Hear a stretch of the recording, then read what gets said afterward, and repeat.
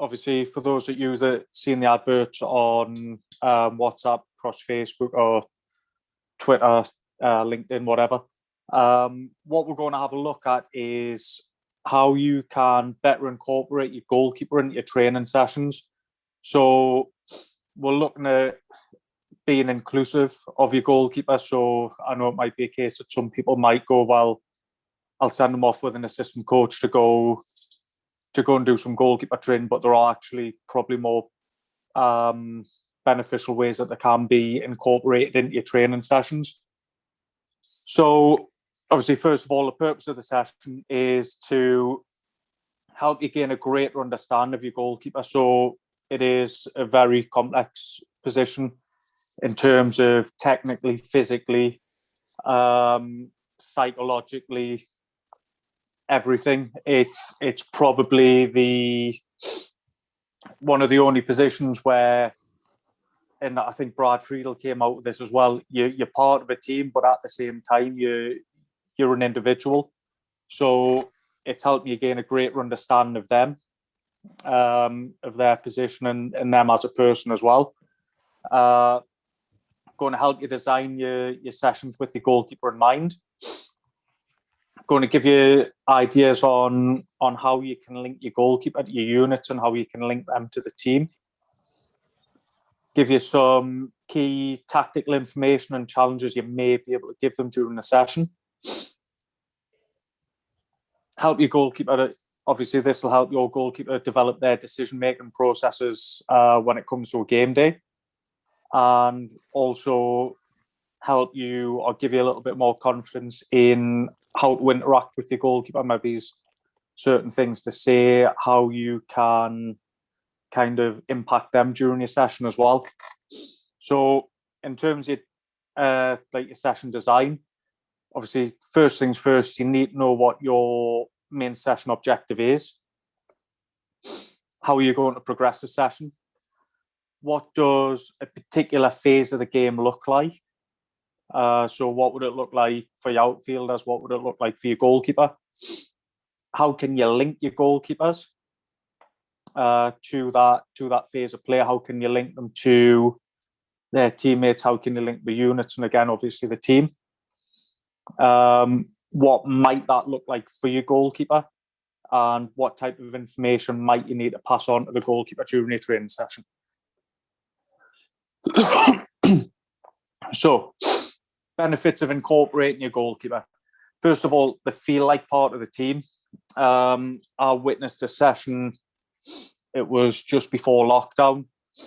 They were using a full third of a pitch. The goalkeeper was up one end, the player was at the other in the other half of the field. The coach was stood on the halfway line, facing play. The goalkeeper swinging on his crossbar, kind of doing what he wants to do. So he's kind of on his own, left with his own devices. It's probably a great opportunity for that coach to go and work with them. So how can you make them feel included in everything that you're doing? Obviously, they're going to take greater value from the sessions, and they're going to benefit more from each session. They'll get a greater understanding of their role within the team. Their development will be accelerated. So it's not just in terms of developing them as a goalkeeper, it's also developing them as a player. Whether that's with the feet, whether it's with the communication, whether it's with how they stand, where they stand. So you can really start to build those things into the game through the training sessions. And then leading into a match day, you're able to effectively utilise all of your players. So whether you play 5, 7, 9 or 11 aside, you want to be able to use all of your players. If you're not that confident in your goalkeeper's ability with the feet, you're essentially playing with one less player. And as well as that, they're able to build trust. You can start to link them, and you can create a better understanding between your goalkeeper and your teammate and their teammates. So I've put a few timings together, basically on how and when you can communicate. So first of all, let's just say, for example, you've got a 60-minute session. Within that, you've got a 45-minute ball rolling time. So that discounts any breaks, any setup, any instruction prior to each exercise. It should give you roughly 2.5 minutes per player, but that's based on 18 players playing an 11v11 format. So the further you go down, if you look at say 9-a-side, 13 players, 12 players, whatever you have, obviously that time that you have to communicate increases. So how can you utilize that time, and how can you really impact your goalkeeper as much as you do your outfield players? So things that you can do with your goalkeeper, you can set them challenges. It might not be that you're confident to go in and speak to them about their technique.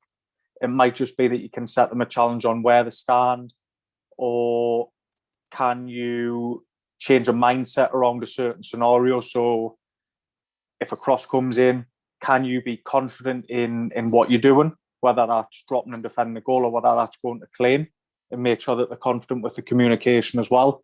Can you ask them questions? So if they do something, why did you do that? Could you have done anything different? Just ask quite open questions to get a more detailed answer. Stand in a position where you can see what the goalkeeper sees. So essentially what you can do is you can go and stand behind the goal. So out of that, say 2.5 minutes, say you've got 3 parts to your session, you could break that down. So you could go 45, 50 seconds behind the goal or next to the goalkeeper per exercise. So you really get to see what they're seeing, and you can relate what you're saying back to what they're seeing, and you can make sure it's relevant to them. Obviously, when the ball isn't close to them, try and move with them. If you find the ball's up the other end of the field and the goalkeeper's stuck on the goal line, can you walk with them up to the edge of the box? As the ball travels up the pitch, can you just start to get them moving a little bit and think about being more, encouraging them to be more active and allowing them to stay more connected to the game? Again, I mentioned it before, it might not be that you're confident giving the technical advice, but can you think about tactically, psychologically, and socially, and what information you might give before or after a certain phase of play's gone? So in terms of goalkeeping characteristics, these are things that I think can be incorporated into every team session. As I say, technically, it might not be that you physically go in and you go, right, this is what I want you to do, or this is what it should look like, or I can help you with this. But your sessions and through your session design, you can help them with their set position. So that's probably something that you can see if you stand behind the goal. Can you make sure that they are prepared as the ball's being struck or just before the ball's being struck? In terms of your session design, can you incorporate things within shot stopping, the handle and dive and reaction saves? Can we incorporate 1v1s, dealing with crosses, and helping them to develop an effective range of distribution? Tactically, where do they stand in relation to the ball? How do they react to transition? So either their team regain possession or losing possession. Can you help them understand their role, both in possession and out of possession? And can you also help them develop their ability to exploit opposition space or imbalance when in possession of the ball? Physically, can you develop the ABCs? Can you help them move more efficiently and more effectively? And can you give them confidence? It could just be through a little chat in how to dominate physical duels. So that could be 1v1s or high crosses. Psychologically, decision making, mistake management, confidence, emotional control and concentration. I had this conversation with a young goalkeeper the other day who was ace. He asked how he can concentrate better during a game. It's very hard for younger players to concentrate for that length of time. So what I said was it's more about creating a connection to the game. So essentially, as the ball moves, can they move? So if it moves to the left-hand side of the field, can they move to the left? If it moves to the right, can they move to the right? If it travels towards a goal, can they drop? If it travels away, can they step? Mistake management and emotional control, I would say, are quite big things as well, especially for goalkeepers. So we've all seen it, and if there's any goalkeepers in here as well, you know, when you're younger, it's probably a lot more personal when you concede a goal. It's a lot harder to take. So can we help them develop like coping mechanisms? So essentially saying, right, reset. Can we start again? Forget about it for now. So you're basically asking them to just wipe whatever's happened out of the memory, and you can then go and revisit that after the game. Socially, can you encourage them to communicate? So again, younger goalkeepers, it's a bit harder. So their vocabulary might be a little bit smaller, whereas an under 14, 15, 16's goalkeeper, their vocabulary might be a lot bigger. Can you encourage them to be a leader? Can you encourage them to be a positive influence on the group, be respectful, be a good teammate, and be a good learner? So in terms of more tactically, phases of the game, so you've got your in possession phase, out possession, and transitions. So what we're going to have a look at first is in possession. So if the goalkeeper is not currently in possession of the ball, can you make sure that they're taking up good areas of support? So maintaining clear passing lines and good distance between themselves and the teammate and themselves and the opposition. Can they communicate effectively? So it might be that, say, keep us on, or it might be that it's man on, or it needs to go. Can the person in possession turn? So communication is going to be clear, concise, constant, calm. Can we help them develop their pass selection? So it might be that they have an opportunity to play short, or it might be that they've got the opportunity to start to expose an opposition weakness. Can they distribute effectively? And then can we help them develop an understanding of when to circulate the ball, so when to play around the opposition, keeping it short, when to play a penetrative pass, when to play a aerial pass, or when to play in behind the opposition. Out of possession, can they support play to either defend the space in behind the defenders, defend the penalty area, or defend the goal, obviously depending on where the ball is on the field. Again, communicating effectively, right shoulder, left shoulder, runner, stand up, no shot. So again, keeping it concise, not too many words per instruction. So as well as being out of possession, need to think about shot stopping, 1v1s, so defend the goal, defend the area, crosses and high balls, again, defend the area. You can also add in, and it's not necessarily a term that I like to use too much, but sweeper keeper, where they start to defend the space and behind the defenders. So during transitions and thinking about where they need to be standing. So you can see there you've got the penalty areas sectioned up into thirds, the pitch is sectioned up into thirds. Obviously, one correlates with one. So the further away the ball is from the goalkeeper's goal, the further away they can stand. Obviously, the closer it gets, the closer they need to get to the goal.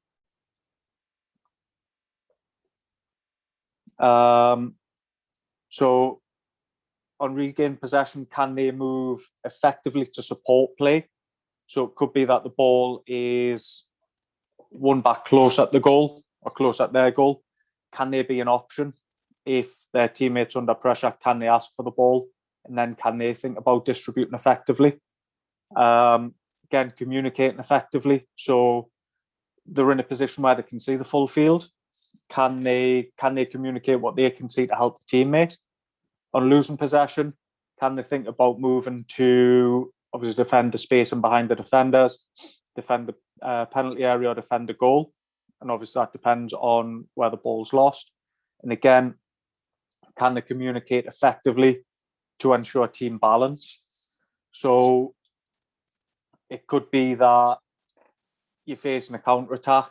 You need to make sure that you're putting across that urgency to your teammates that they need to get back and defend and try and recover the ball.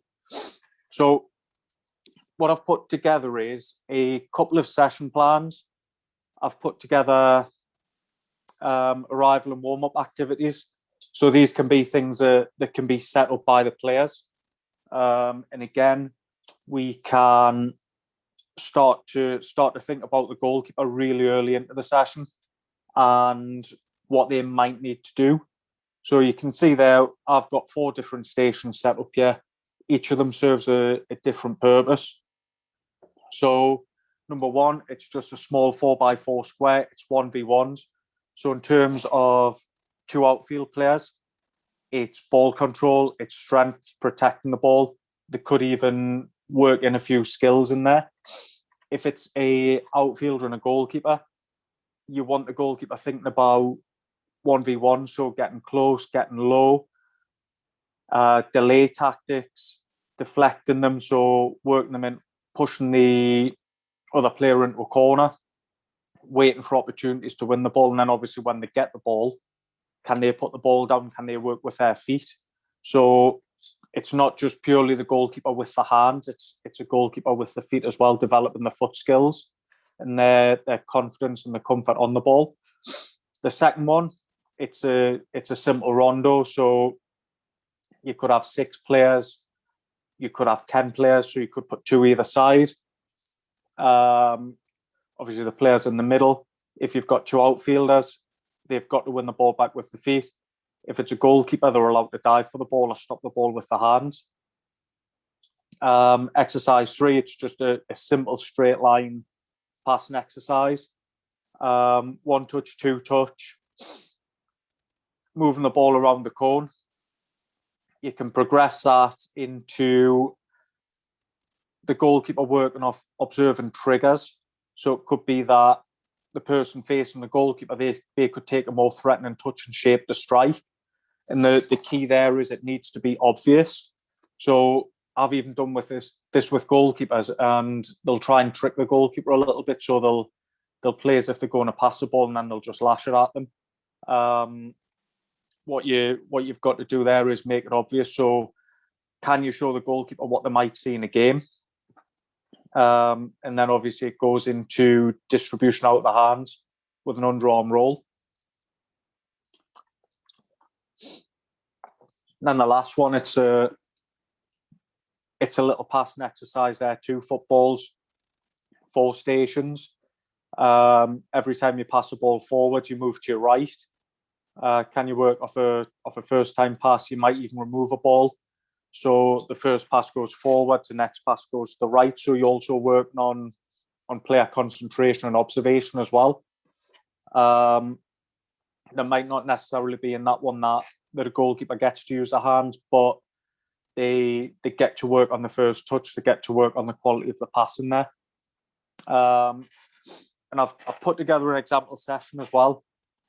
So the objective playing through the third, so keeping possession, working your way, obviously, up the field to the opposition's goal. So that's the outfield objective. Goalkeepers' objectives could be communication, support, distribution, which would be your primary ones. Secondary, you'll be looking at shot stop and 1v1s and potentially dealing with crosses as well on losing the ball or dealing with transitions. So this is the way the session could potentially start. So you section an area field off. Maybe think when I'd done this session, I'd done 2-yard squares, and it was roughly 8 by 12. The players are allowed freedom of movement around the area, but they can't be in the same square as a teammate. So obviously what we're looking at there is dispersal as well and awareness. Your progressions, on receiving, you need to play out a different side of the square to where you received from. You need to take your first touch into another square, or if you're distributing to a goalkeeper, you might either play it along the floor or you might play it into the body. So they're working on the handling there. And again, they can distribute with a throw. Now, depending on the distance there, it could be an underarm roll or an overarm throw. Key points, this is for everyone: body shape to receive, scanning, so recognizing what's around you, where your next pass might be, quality of your first touch, so getting the ball out your feet, preparing to play on your next touch, your pass selection, so making sure that you're not trying to play through the opposite team. So you might have 2-3 different teams of players working at the same time, and from everybody it might be or would be communication. So you're constant, you're clear, you're concise, you're calm communication. You could even put conditions on the goalkeeper where they can only play 180 degrees, which is essentially what they will be doing in a game anyway. In terms of challenges for your goalkeeper specifically, can they maintain clear passing lines between themselves and the ball?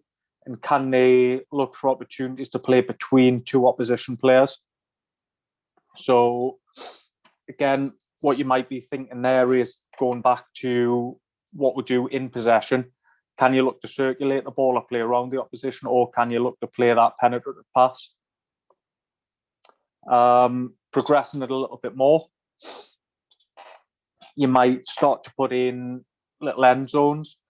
So if you've only got one goalkeeper, if you're lucky enough to have 2, you might put a goalkeeper from each team in an end zone, and then the other 2 become a little bit more fluid. So it's going to be a suitable area, obviously in terms of your squad size and the age of the players. You can create overloads in the middle with a support player on the outside. So it might be a 3v4. Once the ball goes into a support player, they need to swap with the person that they've played into. So let's say the person on the ball there plays out to the other blue. They need to then go and swap with them, so they take up the role of that support player. And it's only the goalkeeper who remains in the end zone. Progressions, so the ball again might be struck into the goalkeeper, who has to distribute with the hands. And you could also add a little point system in there every time the ball goes into a target player. Key points there, so it would be angles of support. So depending on where the ball is, that goalkeeper has the freedom to move side to side, forwards and backwards. Their communication, thinking about the quality of the first touch. So this essentially could be all players as well.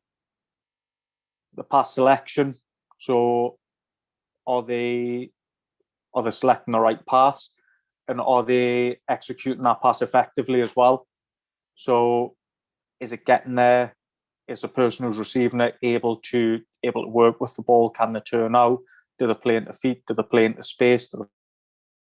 Unfortunately, there was a few issues with the recording, so I've had to come back on and hopefully pick up where I left off.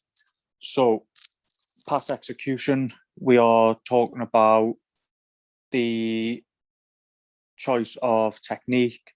We're looking at how it's played. Is it accurate? Does it get played in front? Is it played feet? Is it played the front foot? Is it played the back foot? Things like trajectory, pace on the ball as well. And again, obviously selecting the correct technique based on the distance that you need to play the pass and what's in front of you. In terms of challenges that you can set the goalkeeper, so can you challenge them to play directly into the opposite target player? So that could be a high pass, it could be a low-driven pass. And can they play an accurate aerial pass to any target player? So with the wide players, that could be a wedge pass. It could be lofted, floated. If they're playing into another goalkeeper, if there's another goalkeeper in one of those target areas, it could be played into hands for them to catch and then for them to distribute with their hands. Moving on, we've got a small-sided game. So this would be played in a 30-yard area, roughly the width of the penalty area. Obviously, this depends on the age of the players involved. So if I was running a session with a group of under 9s, under 10s, it might be 20 yards and it might be a little bit narrower. But this is probably the maximum that I would go to for players up to adult.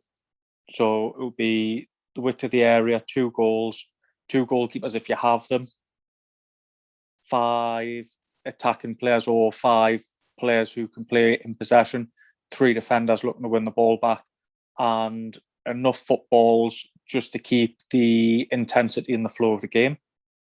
So things you can look at in terms of progressions for the session: goalkeepers and attackers can work together to maintain possession.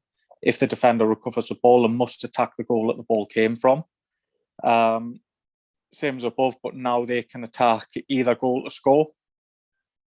Defenders must now score with a first-time finish, and a defender must score by bypassing an opponent with a dribble or a through ball.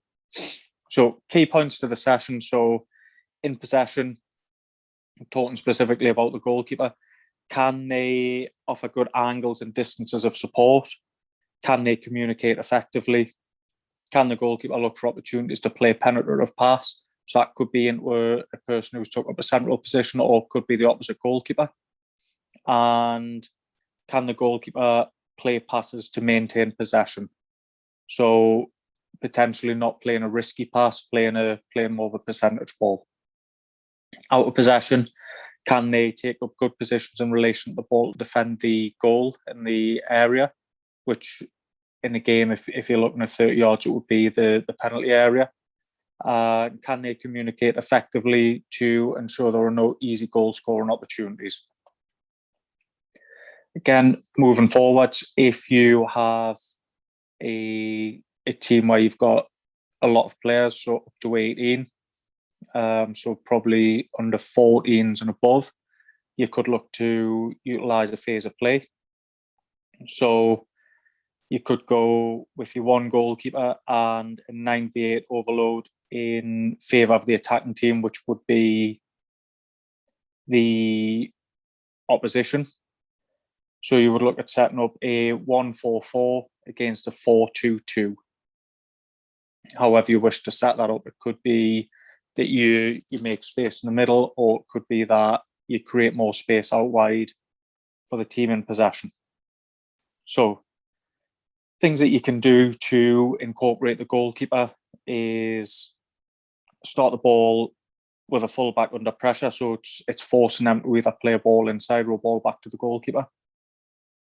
Start with the centre half under pressure. So it could be that the striker is taking a poor touch, the defender's got the body in between, and the back in possession of the ball, they could play it back to the goalkeeper, and then you play from there. Ball could start with central or wide midfield players under pressure, so facing their own goal. Can they work out of those areas, potentially through the goalkeeper and out the other side? Or we could also have a look at free play from a goal kick. So obviously with the new goal kick rule that's come into play, you can have players inside the area now, so it's a good opportunity to play in those tight areas. Challenges for the goalkeeper. So can they communicate efficiently and effectively with the teammates? That's both in possession and out of possession. can they offer support to the player on the ball, so maintaining clear passing lines whilst offering good distance and or depth? So you don't want the goalkeeper getting too close to the ball where pressure's transferred onto them, and it becomes a lot harder for them to play out effectively. You want them to have enough time on the ball, so enough time to receive, enough time to make a decision, to scan, to play. Can they look to exploit any space? So if the opposition are playing narrow, naturally a space is going to be in wide areas. If they are playing wide, you might look to play through the centre and out. And also, can they remain calm during transition? So either their team winning the ball back or their team losing possession in a potential dangerous area in or around the penalty area. Again, the communication needs to be clear, constant, concise, and calm. Can they also offer visual communication? So in the chaos of the game, sometimes it's hard for a player to really process what they're hearing. So it might be that a hand signal could help them in making that decision to play the ball back to the goalkeeper. And the use of tone to relay either a sense of urgency if they're under pressure, or can they keep a calmer tone if their teammate has a little bit more time on the ball?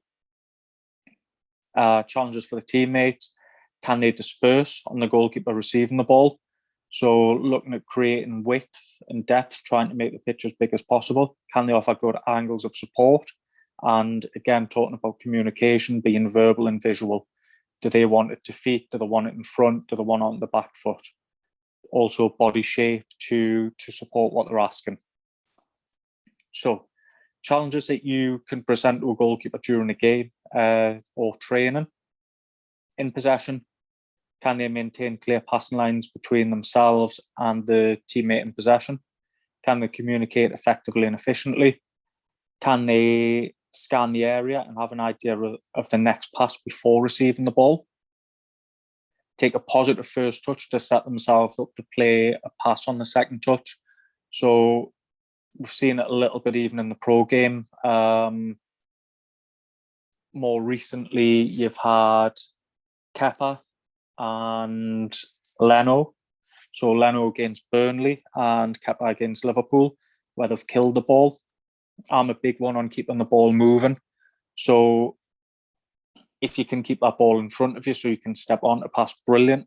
If you're under pressure, can you shift the ball away from pressure? Try not to kill the ball where you make yourself an easy target or you make yourself easy to close down. And when in possession, can you look to exploit any opposition weakness?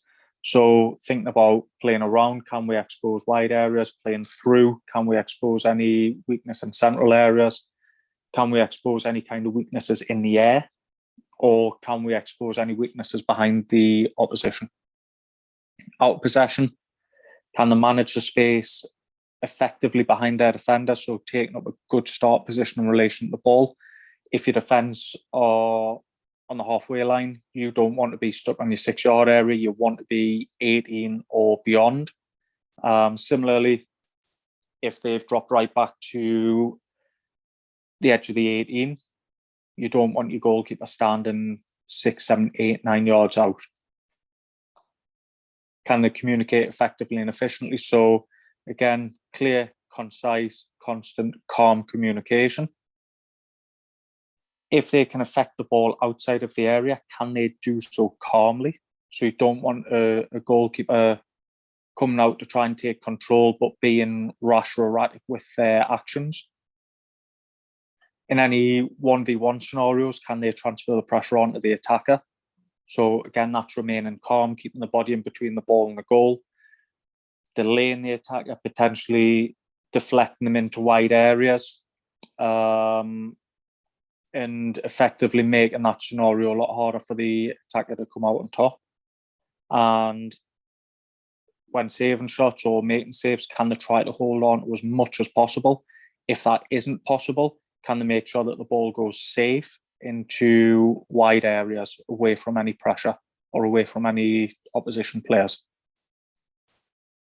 transitions, on losing the ball, can they remain in a positive start position? Can they communicate effectively and efficiently on their team regaining the ball? Can they offer support to the player in possession? And on the goalkeeper regaining possession, can they look to exploit opposition weakness in space early? If winning the ball outside the area, can they remain positive and calm on the ball? So that there is that from me. Just a little bit of my thoughts around how to incorporate your goalkeepers more effectively. Does anybody have any questions on anything?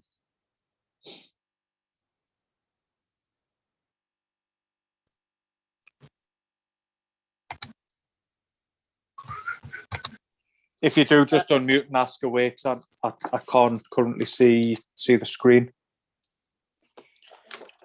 Stephen? Mm-hmm. So thanks a lot for the excellent presentation you done like all the time. Thanks a lot. The first question I have is I want to come back to goalkeepers' characteristics. Yeah. You put the decision making in the case of psychological part. Why it's not in the tactical? Because the emotions can affect the decision making for sure. But I think the decision making is it's a decision. It has to be like a tactical, not a psychological part of a task of the goalkeeper. What do you think? I think you're probably right in a way. I think it can fall into both. It's like it could be the understanding of the team tactics. It could be, as you've mentioned as well, decision making can be influenced by emotion as well. So it could probably fall into both, to be honest. Okay. But yeah, I mean, it's an observation, isn't it? So if you are, let's say, you've received the ball from a cross or a corner, can you look to expose space and behind early? Would that necessarily be a tactic? Or would it be down to the mindset of the goalkeeper? I don't know. So you see goalkeepers performing in different ways. Some do look to play early, some look to hold on to the ball a little bit longer and look to build out from the back. I think that's, as I say, I think it's probably a little bit of both. So yeah, decision making can be influenced by the tactics. It can be influenced by emotion. So yeah, it probably could be both. Thanks, Stephen. Thanks. No problem. Steve, I like that comment you made about, I think you said there was a really young keeper, 8 years old, that talked to you about concentration. And I've always found that kind of with that age group as well, and particularly if you rotate goalkeepers before they specialise, that if they're not involved with a game, then they do kind of, that's where they don't enjoy it so much, obviously. And that idea about them saying to them, can you move left when the player's moving? Can you move right? Can you drop deep? And so on. I thought it was a really good idea. Any other tips or suggestions along those lines? In terms of kind of like as I mentioned, the connection to the game. Yeah. It could be communicating as well for kids that young.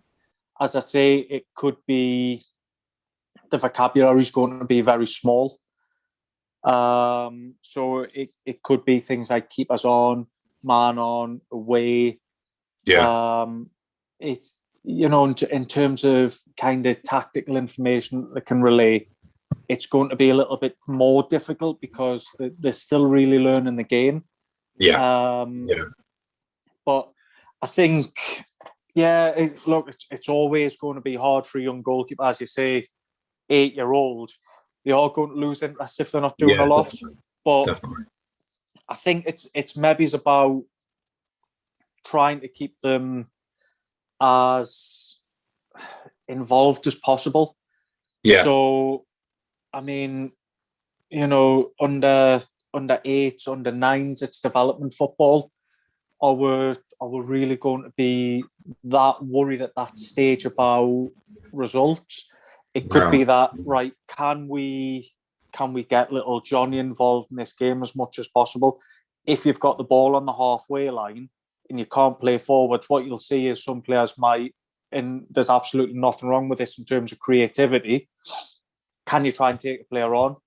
Yeah. But if you can't take a player on, if you can't pass inside, can it come backwards? So could it go from a wide player to a defender to the goalkeeper to the opposite defender to the opposite wide player and then play forward? If you can't do that, can you continue to look to circulate the ball until you can? So it might even just be by setting like little team challenges. It might not just be going to the goalkeeper, right, can you do this, can you do that? And it goes back to what I said as well about building trust.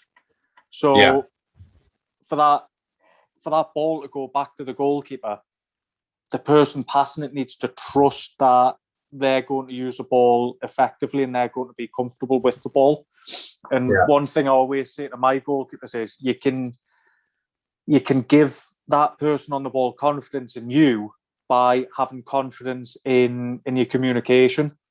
So if you've got a kid standing at the back and goal going, keep us on, keep us on, I'm free, the player's going to look and go, well, I don't really want to pass to you because you're not really giving us that great deal of confidence in you. Whereas if they go, keep us on, give us the ball, I want it, then they're going, all right, brilliant, I'll give him the ball, let him do what he wants to do with us. So it's little things like that, especially at that age.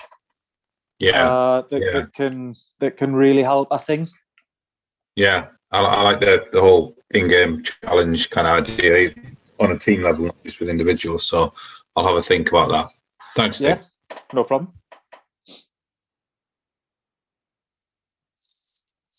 Anybody else?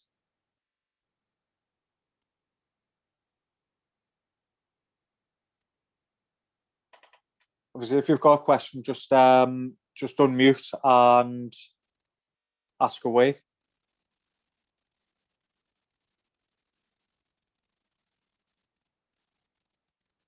Right. What we'll do then is, obviously, if we've got no more questions, we'll wrap it up there.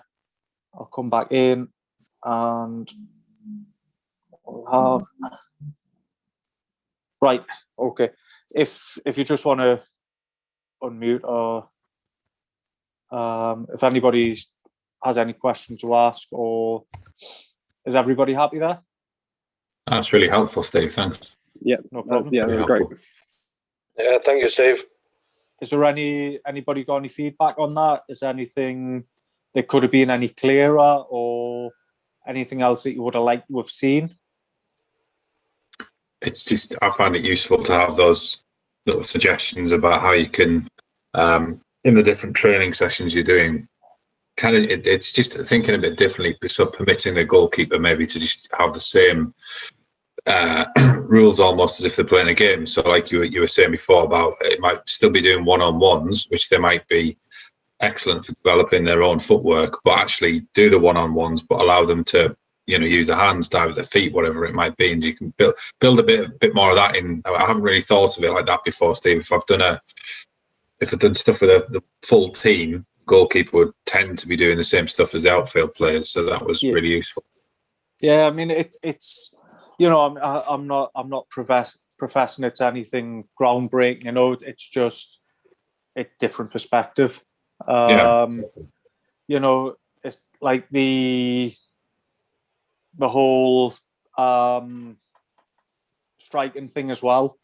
So the goalkeeper recognising when a player's going to pass the ball, or recognising or understanding the triggers, the visual cues when when the attacker's going to strike the ball, so that the slight differences in body shape, the slight differences in the first touch, how they approach the ball, things like that. So it just gives the goalkeeper something a little different to think about, you know. Yeah, it's helpful.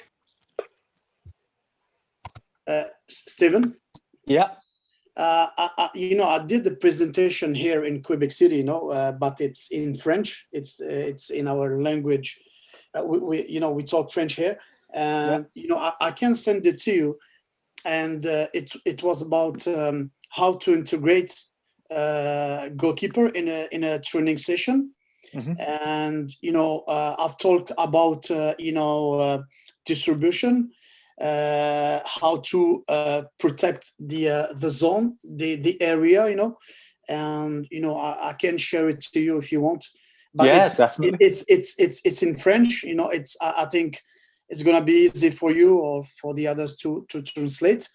And because most of the time coaches ask me for advice that their goalkeepers didn't move forward to deal with through balls. And the problem is, I think it's the way that they're coaching. They're using the how can I say that in English? How they manage some exercises. For example, if we do 4v4, most of the time defenders start from the goalkeeper's line. So there is no depth for the goalkeeper at that moment. So I asked them to do the same V4V in the middle of the field. For example, a team has to attack the big net, and the other one has to attack two small goals. So at the beginning, we can correct the positioning. The starting position of the goalkeeper has to be higher or on the field. So at that moment, when you do repetition like this during training sessions, it's like you allow your goalkeeper to do the same thing when it's. Can I share something? Can I share something on the screen? Is it possible? I'm not sure. Have you got that option? Okay, because I'm not. I have to be. Sorry, just to show how it looks like. Because I put, when I done this presentation initially, I've just used the playing through the thirds as an example. But when I actually demonstrated all of this, what I'd done was whiteboard, right? 2 seconds. I'm just going to grab something.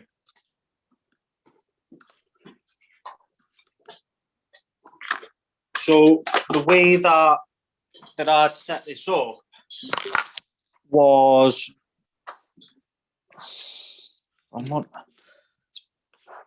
so you had your pitch, a very badly drawn pitch, by the way. Mm-hmm. Goal. So again, this could just be set out by cones. Yep. What you would have is, depending on the age, you would maybe have your 10-yard area. You might have, as you've said, your 4v4 in there. Yeah. Goalkeeper there. Let's say you've only got one goalkeeper. You could discount this. Yeah, for sure. Yeah.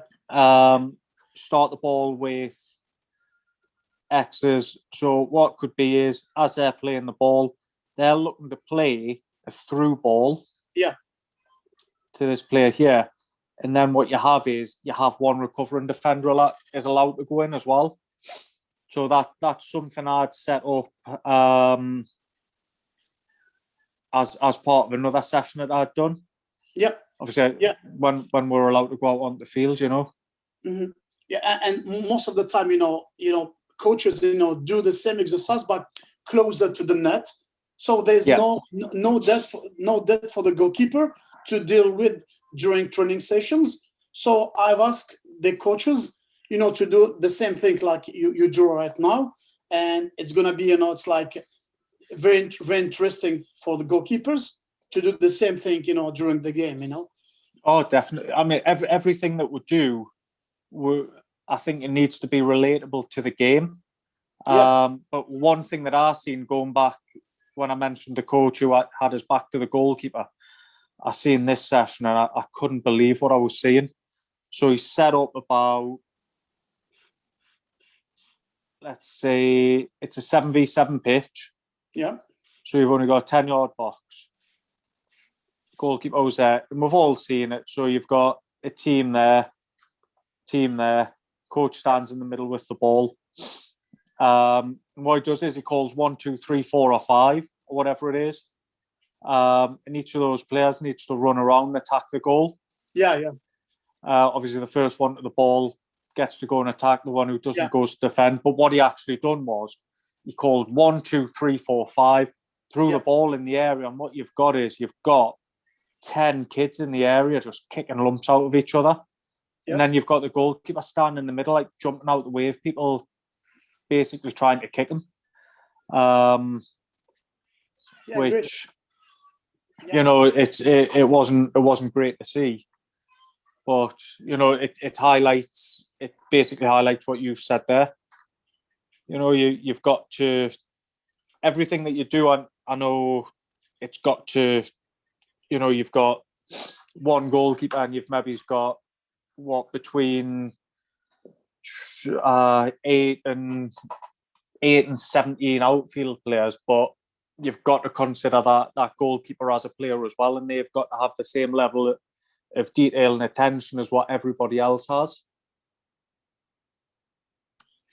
Yeah, thanks a lot, Stephen. No problem. Anybody else? Stephen, I'm under sevens. Yeah. I've got a lad, obviously. He's always sort of played out, and then he's just suddenly decided last year he wanted to go in goal, and he's a cracking little keeper. He automatically sort of comes out like a sweeper keeper. Now, I don't do any specific goalkeeping coaching just with him. So everything we do, he's doing it with the team. And development games, I play him out as well. So I was going to say, is that the right thing to be doing? Is there anything else I should be doing to think about? Honestly, no. It's one of these things that I'm quite passionate about, if I'm honest. I don't think any player should be kind of pigeonholed into a position at a young age. Now, obviously, we're all going to get kids who come in and go, I want to be a goalkeeper. But the way I see it, personally, anywhere, and I've seen it myself, I've coached kids from 7 right the way through to adult. But you get some kids, they'll start off, they're a goalkeeper. Then one day it's like, I'm sick of playing in goal, I want to be an outfielder. Yeah. Now, like you're giving that player the opportunity to play in games, you're giving them the opportunity to develop skills, playing different positions. If you've got a kid 7 to 11 who you go, right, you're a goalkeeper, there you go, off you go and goal, that's that, brilliant, I'm sorted, I've got nothing to worry about. He turns around to you and goes, look, I want to be an outfielder now. And then you start to play him outfield and you go, I'm not sure if I can keep you because you're 3 years behind developmentally to the rest of the team. Yeah. It's a tough predicament to be in, because you've got to try and keep the kids happy, you've got to try and keep the parents happy. But at the same time, we've got to consider their development as well. Obviously, the way the game's going, goalkeepers need to be as good with the ball at the feet as they do with the ball in the hands. But at the same time, you've got to think, as I say, under 12s, if that kid decides that they want to play outfield and you've made that decision that maybe they're not on the same level as the other players, and that they may need to go and find a new club. Socially and psychologically, that's going to have a massive impact on them as well. Yeah, definitely. Yeah. So, because what you're essentially doing is you're going, unfortunately, you're not up to the level of the other players that we've got here. We're moving into more competitive football. We're not sure we can carry or guarantee your game time. You're going to have to go and find a new team. Then you start the whole process all over again at 11 or 12. Whereas if you do what you're doing, give them the opportunity to play in goal, give them the opportunity to play out, developing those all-round skills, you're potentially avoiding that in a couple of years' time. Yeah. Lovely. Sounds ideal. That sounds ideal, Robbie, the way you've got that set up, because I had something similar with a similar age, actually. It would have been under sevens, but then the kind of a year down the line that the lad decided he didn't want to play in goal as frequently, which, as Steve was saying, if that had come a couple of years later, then he would have missed a whole lot of football. But where you've got that set up, that'll avoid that happening anyway. So that sounds ideal for his development as well. Yeah. Appreciate that, Chris. Yeah. Is anything else from anybody? Any other questions, or is everybody happy? No, Thanks a lot, Stephen. Once again, thanks for your good job. Yeah, No really problem. helpful, Steve. Thanks. No problem. My pleasure. Look, thanks for jumping on. Slides, Steve. Sorry? Is there a chance to get them slides? Yeah, what I'll do is I'm planning on putting this onto YouTube as well anyway. So I think there's been some good discussion at the end as well. But yeah, what I'll do is I'll put all together. And those that have been on, I'll send it over to you. Oh, great, thank you. All right. Everybody happy? Yeah. Thanks, Steve. Brilliant. Look, thanks for your time. Thanks for jumping on. Stephen. Appreciate it. Yep, take care, everyone. Thanks a lot. Take care. Thanks. Bye-bye. Cheers. Bye.